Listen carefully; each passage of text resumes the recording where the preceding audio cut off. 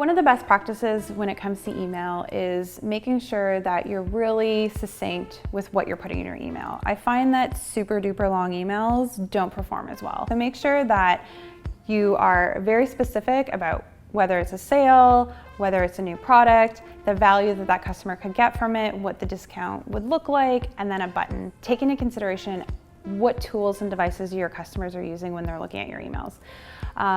Most people look at their email on their mobile device. It could be different based on your customer group, but it's always good to take into consideration, the size of the screen, where they could be, the time of day when they're picking up these messages.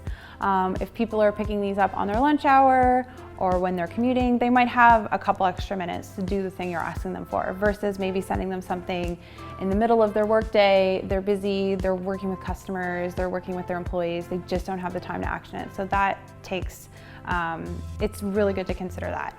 The second thing is, when you look at a customer that's opening your email mostly on their mobile device, take into consideration where you're sending that customer. A lot of times I'll be clicking through on an email on my mobile device, and the place they're sending me to is not very well optimized for mobile, or they want me to set up all these banking details, and it's not sending me to an app interface. It's, I'm having to pinch and pull the screen to get into the field and all of that stuff.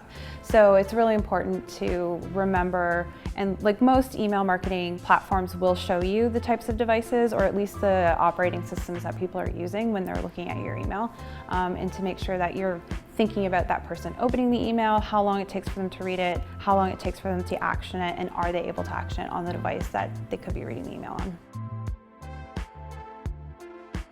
Some of the challenges that can be associated with email marketing is largely been put in place by, government regulations, because, people have been abusing the cost-effective freeness of email. And so as a marketer, it's really important for you to maintain these lists. When people are opting in and opting out, you're keeping track of these things. In Canada, we have CASL anti-spam legislation that regulates a lot of this, and it's important to stay on top of that. Another problem that generally people have with email marketing is they'll sort of set it and forget it, especially with drip campaigns. I can count on two hands how many emails I've gotten from big, huge brands. I'm not going to name anybody, but I click things and the links are broken.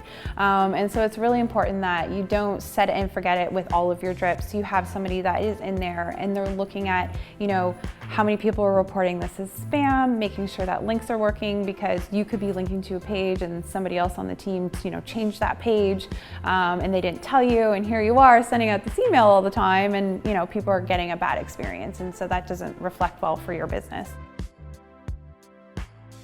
When you send a mass message out to a large group of customers, it's not always effective had you taken the time to break that customer group down into 2 or 3 smaller segments.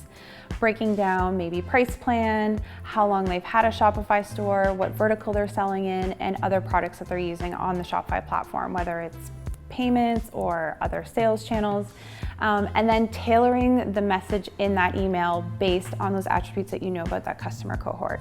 It's so that when the person opens the email, it resonates a lot better with them. And when it comes to emailing customers, we try not to email them all the time. So if we send out a massive email, which isn't as engaging, and then having to come back again with a second email, it probably will hurt the performance on that second email. So it's better to just put the time in from the beginning and break it into 2 smaller groups and tailoring the messaging.